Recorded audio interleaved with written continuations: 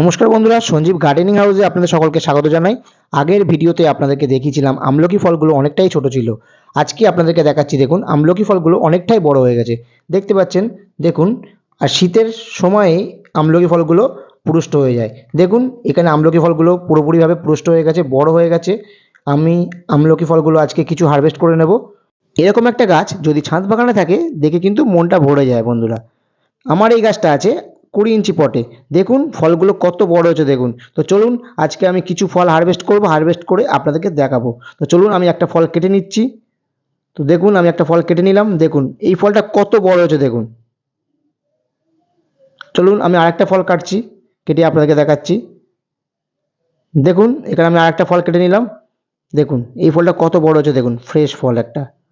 তো বন্ধুরা, ভিডিওটা আমি এখানে শেষ করছি। ভিডিওটা ভালো লাগলে লাইক করবেন, কমেন্ট করবেন, শেয়ার করবেন আর চ্যানেলটিকে সাবস্ক্রাইব করে পাশে থাকবেন।